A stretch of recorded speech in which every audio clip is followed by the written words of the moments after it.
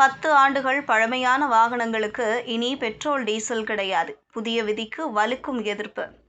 வணக்கம் செய்தி புனல் நேயர்களே. புதிய வாகன கொள்கையின் கீழ் இணங்காத வாகனங்கள் பறிமுதல் செய்யப்படும். மேலும் தேர்ந்தெடுக்கப்பட்ட எரிபொருள் நிலையங்களில் கிரேன்கள் மூலம் அவற்றை இழுத்துச் சென்று பதிவு செய்யப்பட்ட வாகன ஸ்கிராப்பிங் வசதிகளுக்கு அப்புறப்படுத்தப்படும். ஜூலை 1, 2025 முதல் டெல்லியில் பழைய வாகனங்களுக்கு கடுமையான எரிபொருள் தடையை அமல்படுத்தியுள்ளது.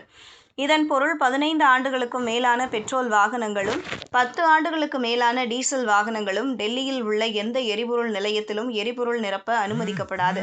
டெல்லி அரசாங்கத்தின் இந்த நடவடிக்கை அனைத்து மூலைகளிலிருந்தும் பரவலான விமர்சனங்களை ஈர்த்துள்ளது. உண்மையில் இது இப்போது மெதுவாக அரசியல் களமிறங்குகிறது. திரிணாமுல் காங்கிரஸ் மாநிலங்களவை உறுப்பினர் சாகேத் கோகலே இப்போது தனது அதிர்ச்சியை வெளிப்படுத்தியுள்ளார். மேலும் இந்த அபத்தமான கொள்கையை உடனடியாக திரும்பப் பெற வேண்டும் என்று டெல்லி அரசாங்கத்திடம் கோரிக்கை விடுத்துள்ளார்.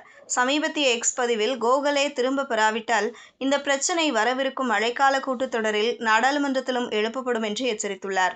மேற்கு வங்காளத்தைச் சேர்ந்த நாடாளுமன்ற உறுப்பினர் கோகலே மத்திய சாலை மற்றும் போக்குவரத்து அமைச்சர் நிதின் கட்கரிக்கு இந்த விஷயத்தில் அவசர தலையீடு கோரி எழுதிய கடிதத்தையும் இணைத்துள்ளார். கோகலே